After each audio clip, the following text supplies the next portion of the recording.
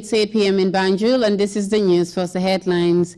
Nutritionists and other health experts converge to scrutinize contributions made by development partners to the Gambia's drive to ensure national food security and preventing malnutrition.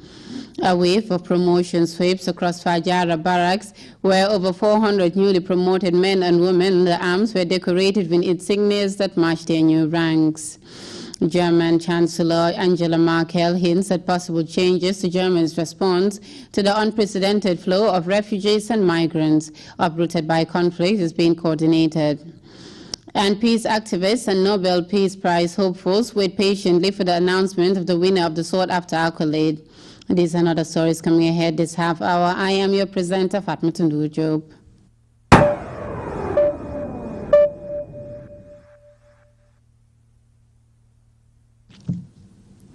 Two sisters, Adama and NDURE of Brusubi, have sent a felicitatory message to the President, His Excellency, Sheikh Professor Alhaji Yahya AJJ Jame Babli Mansa, and the text reads, "It is with pleasure that we extend to you and the presidential household best wishes and greetings on the feast of Tabaski.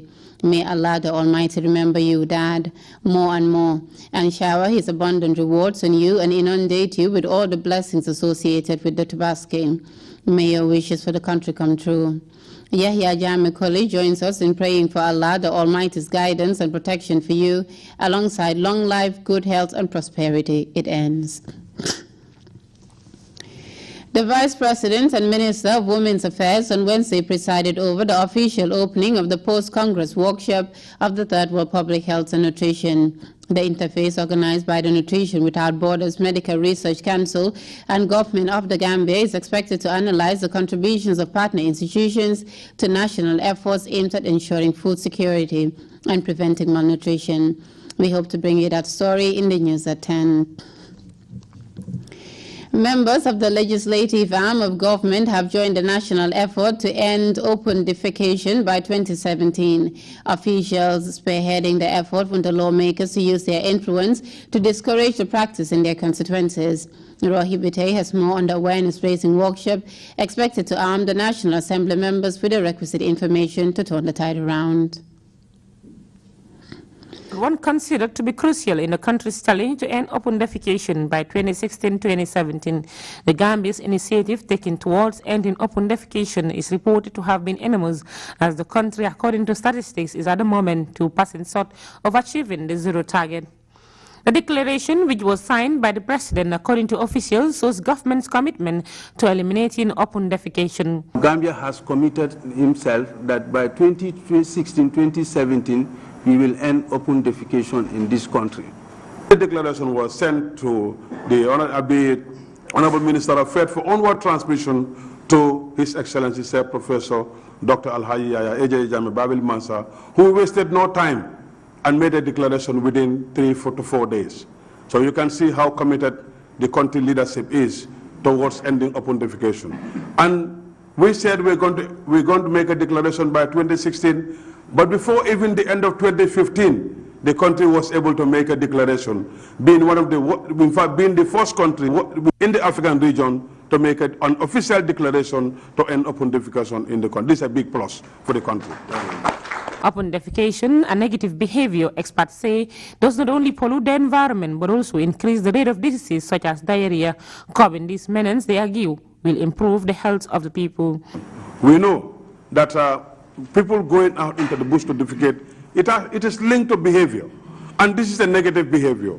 And we need to work together to fight this negative behavior, to make it a positive one, for people to be using latrines, so that we can be able to cut down the number of diarrheal diseases in our communities, and also so that we can be able to cut down the number of environmental-related risks associated with open defecation in our area. There comes the role of the National Assembly members, who they say can greatly help in sharing information to their various constituencies so as to help the country attain its target. Honorable Sanim Bay, member for Upper Salum, speaking on behalf of his colleagues, hailed the health officials for engaging them in such forums. According to him, they are happy to be associated with such initiatives. If you go to the rural communities in this country, it is a challenge. It is a big challenge. And I think with you coming up with this thing, will definitely improve the health standard of the Gambian people. With sessions taking them through national, regional, as well as global sanitation situations and initiatives, and also challenges and approaches to end open defecation, it is hoped that members of the National Assembly would gather the relevant information required to share with their constituencies to help eliminate open defecation in the country. Rohibitei, GRTS. Members of the legal fraternity gathered on Tuesday at the High Court complex to bid Justices Emmanuel A. Amadi and Joseph E. Ikpala farewell. GRTS's Kumbaba was at a special session, and she now tells us how things unfolded. In acknowledging their valuable efforts and services, the Superior High Court of the Gambia bid farewell to Justice Emmanuel Amadi and Justice Ikpala of the High Court. The two high-ranking judicial officials have served in the judiciary across the length and breadth of the country. We are grateful to Justice Amadi, we are grateful to Justice Ikpala, today and tomorrow and forever, for spending their time with us, working with us, and working for us, the Gambia and its people. May I say that without a doubt, my lords have brought to the task of judging an acute sense of fairness and a great deal of empathy for and the understanding of the frailties of human condition. These two judges are said to have led their courts with integrity and contributed immensely to the progress and advancement of quality justice delivery in the Gambia. The legal fraternity in the Gambia owe it to itself to appreciate, to commend, and to celebrate those who have contributed positively to the development of the law, the economy, and the well-being of the Gambia. It encourages others to have something to look up to aspire to, and to be like them. And our pride and admiration for their work as judges of the High Court of the Gambia, and to thank them for their distinguished service to the Gambia and for their great contribution to the development of our jurisprudence. They are an inspiration to the legal fraternity, as according to officials, they have rendered positive performance in meeting targeted goals for the advancement of the judiciary. You deserve our goodbyes because you were amongst the hardest working judges in the country. Gifts were presented to the two outgoing judges in recognition of their outstanding performance. Delivering a statement on behalf of the Attorney General and Minister of Justice, the Solicitor General recognizes the efforts of the two eminent judges during their tenure in office. This, he said, is an assessment of the progress registered. My presence here today is also a testimony to the importance the government of the Gambia attaches to the well-being, protection, and development of fundamental rights. We are and will continue to be committed to this cause. We therefore urge members of the judiciary to continue in working tirelessly in facilitating and promoting fundamental rights. To this end, we applaud the many initiatives taken by the government of Nigeria over the last decade in making the right to fair trial and access to justice a reality in this country. Justice Emmanuel Amadi urges lawyers to be committed to their work, as they play a crucial role in the advancement of the judiciary. Fellow Judge Ikpala also makes similar remarks. They will leave the Gambia after serving the country with all the dedication and professionalism, and these qualities will serve to enhance the growth of Gambia's judiciary long after their departure for their new assignments. Kumaba, GRTS News. Experts say gross domestic product could be reduced by 1.3%, whilst intellectual capability and preventable brain damage in children are expected to be more prevalent if consumption of iodine salt is not scaled up. The stark warning came during celebrations marking Iodine Deficiency Day by the National Nutrition Agency, UNICEF, and other stakeholder institutions. Babukar Kamara was at the Birkama commemorations, and here now reports on that. But the risk of lowered productivity with the adult workforce is high, which could result in the country losing an estimated 1.3% of gross domestic product. However, Mr. Chairman, let me also hastily add that since the publication of this report 12 years ago, The government of the Gambia has undertaken significant investments to address these concerns. It was that special gathering in observance of International Iodine Deficiency Disorder Day, held in the midst of stakeholders with that message of consequence regarding iodine deficiency. Proceedings of that fortitude in nature have that remarkable information of retarding human intellect and continues to threaten maternal mothers and children.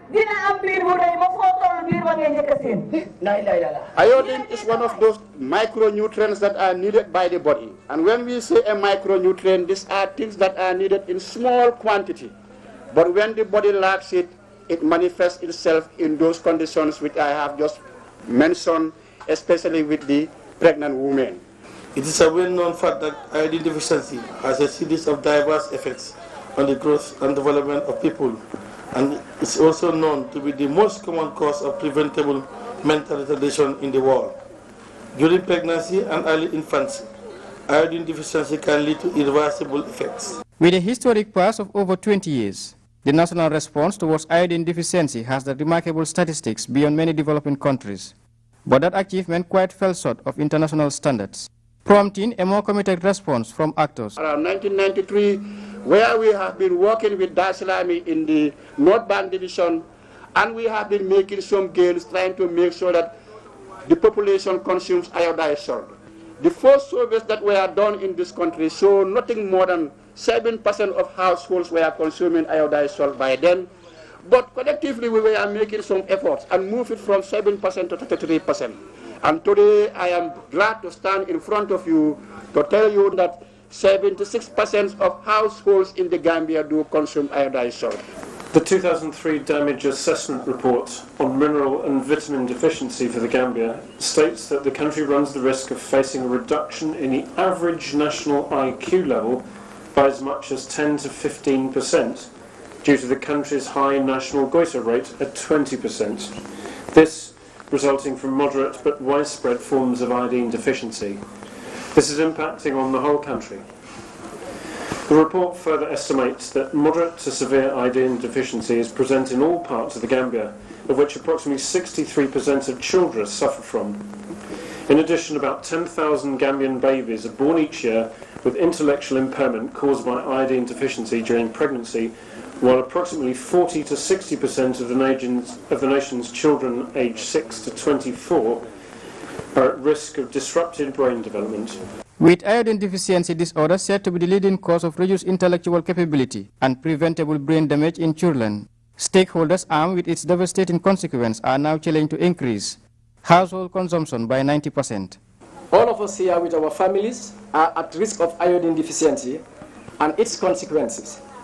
Unless we know the causes, consequences, and preventive measures of iodine deficiency and adopt behaviors to prevent or control it, such as eating foods rich in iodine and using iodized salt in our cooking, we may find it difficult to combat its consequences.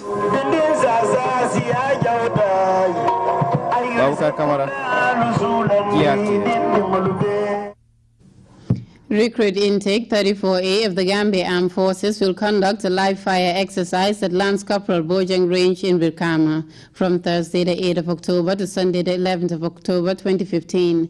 A news release from Defense Headquarters states that the general public, especially those residing around the range in Birkama, Kasakunda, Jalangbang and the other satellite villages, are urged to go about their business and not to panic, but are equally advised to avoid the designated area during the period of exercise. We will now go for a break. More on the international scene when we get back.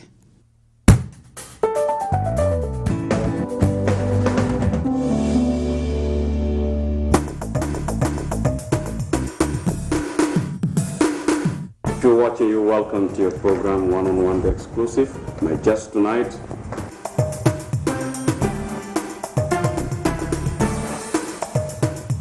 how many communities do you operate in the Gambia, or are you concentrated in? No, we do mobile clinics. So since I've been coming, we've been doing more. So we are. I never go uninvited. Your Excellency, we would like to take this opportunity to thank you for granting us this interview and to congratulate you.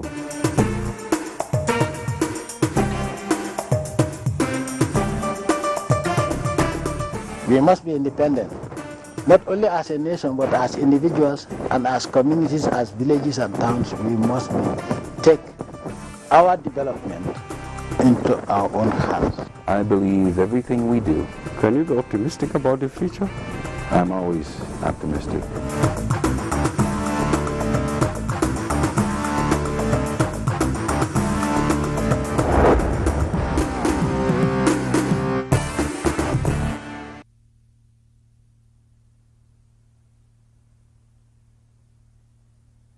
The special challenge for Germany. Authorities there are struggling to cope with some 10,000 refugees arriving every day, many of them fleeing conflicts in the Middle East. Now, Chancellor Angela Merkel intends to change the way Germany's response has been coordinated. Let's look at this DWTV report for more on that. Germans are known for their perfectionism, but that often slows things down. Moving historic numbers of refugees from initial reception centres to permanent housing, creating jobs for them and integrating them into society, this has increasingly overstrained existing structures, and the flood of new arrivals continues. That's why the Chancellery is now taking control of coordinating all of these activities. Angela Merkel has made refugee policy a top priority. She's named Peter Altmaier, Chief of Staff of the Chancellery, as the new coordinator. He is to have a team of staff to assist him. Government circles believe that in the light of this ongoing crisis, it's meant to assist rather than disempower Minister of the Interior Thomas de Maizière.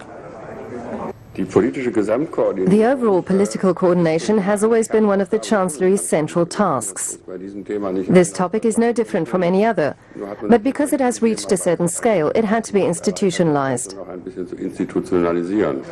Angela Merkel is under a lot of pressure from a coalition. 34 CDU party officials have written a letter to criticize her open border policy as contradicting German and European law. They demand a clear signal that Germany cannot take in any more people. But the Chancellor is staying her course. Her whole Chancellery is more and more closely tied to the refugee issue. It is the week in which the winners of the Nobel Prize are announced, and one that gets the most attention is the Nobel Peace Prize that will be announced on Friday. But what does receiving it really mean to the winner? Last year's winner, Malala Yousafzai, has been lauded in most parts of the world for her push for girls' right to education. But in the country of her birth, Pakistan, opinions are less cherishable. We have more in this DW report. Swat Valley, a Taliban bastion, and Malala's birthplace. These images come from a local camera team. Western journalists are not welcome, and one gets the feeling neither is Malala. There's no mention of her campaign for girls' rights, or her film, which had its gala premiere in New York a few days ago. Backed by Hollywood stars and accompanied by her father and friends, Malala expressed hope the film will reach a wide audience. After watching the film, it was so beautiful that it made me so happy that it can reach to many people and it can inspire many people to come and join us. Karachi is Pakistan's biggest city and more liberal than the Swat Valley. If the film is shown anywhere in the country, it'll be here. The censorship board chief doesn't have problems with the film itself, but he says there are other issues. If security is a concern, that is not the job of the censor board. That is the job of the Home Department and the Interior Ministry. And they would have to, if they receive a threat or they say, hey, there is a threat and all that and everything, and they decide to do something with it, I can't really comment on that. Even Malala's autobiography, a bestseller abroad, is largely absent from bookstore shelves here. Booksellers say demand is low, and many think Malala has been disloyal. A quick survey of moviegoers also yielded few fans, perhaps because the women declined to be interviewed. Malala doesn't interest me. What they did to Malala was a real...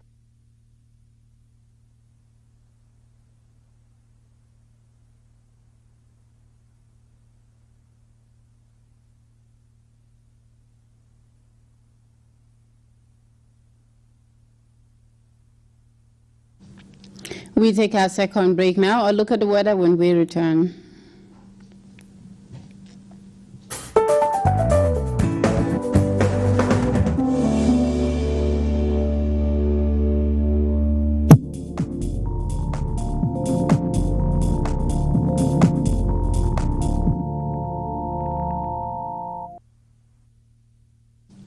Welcome back. It's now time for the weather report from the Central Forecast Office.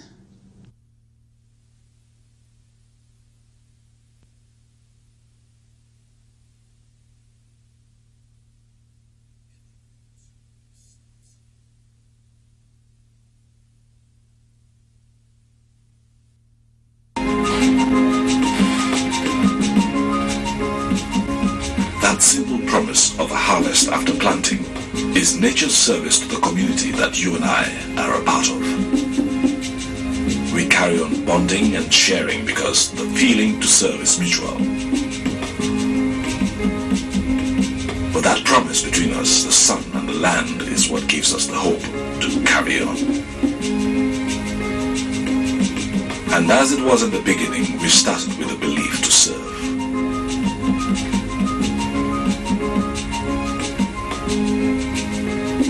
Elton, a new vision of service.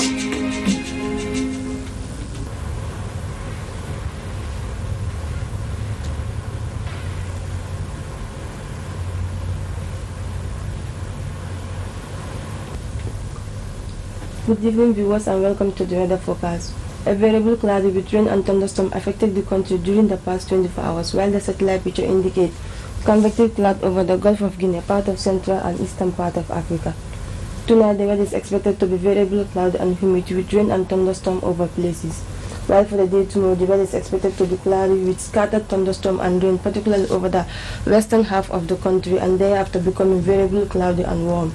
Surface wind across the country will be variable and mainly northwesterly in direction, and the speed will vary between 5 and 10 km per hour. Minimum temperatures across the country will either be 24 or 23 degrees Celsius warm, while for the maximum temperatures will be 31 degrees Celsius over the Greater Bandung, 32 over West Coast and North Bank, while the rest of the country will be 33 degrees Celsius. Low tide will be 0.6 meter at 12 a.m. and 0.5 meter at 1 p.m. High tide will be 1.5 meter at 7 a.m. and 1.3 meter at 8 p.m. Wave will be about 0 to 1 meter high at southwesterly swells. The sun will rise at 7 minutes to 7 in the morning and set at 8 minutes after 7 in the evening. We thank you for watching and good night.